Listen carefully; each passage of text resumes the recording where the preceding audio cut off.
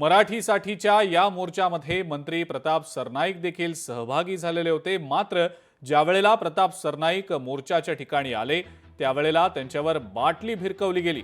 मोर्चातनं निघून जा अशी घोषणाबाजी आंदोलक सरनाईक यांच्या विरोधात करताना दिसले।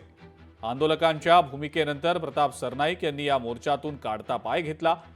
आंदोलकांनी सरनाईक गो बॅक अशा घोषणा देखील दिल्या। इतकंच नाही तर सरनाईक ज्या वेळेला तिथं आले त्यावेळेला 50 खोके एकदम ओकेच्या घोषणा देखील दिल्या गेल्या। शांततेत निघालेला मोर्चा मंत्री प्रताप सरनाईक तिथं आल्यानंतर काहीसा चिघळल्याचं पाहायला मिळालं। मीरा भाईंदरचे जे पोलीस आयुक्त मधुकर पांडे त्यांच्याशी बोललो आणि मी पूर्ण नाराजी व्यक्त केली की शेवटी व्यापाऱ्यांनी जर 3 दिवसापूर्वी मोर्चा काढला असेल आणि त्या मोर्चाला तुम्ही परवानगी नाही दिलं असं तुम्ही म्हणत असाल तर मराठी एकीकरण समितीची जी काही कार्यकर्त्यांनी तुमच्याकडे विनंती केली होती आणि तुम्हाला जर परवानगी द्यायची नव्हती तर तुम्ही नसती दिली तरी चाललं असतं।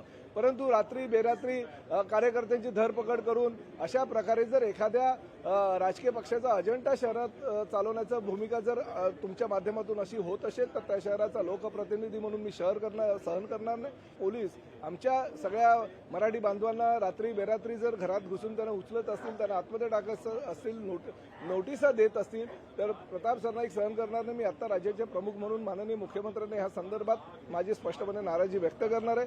जाणीवपूर्वक शहराचं वातावरण बिघडवण्याचा हा प्रकार आहे असा माझा आरोप आहे। लोकशाही मराठी ऐका, पहा, जागरूक रहा।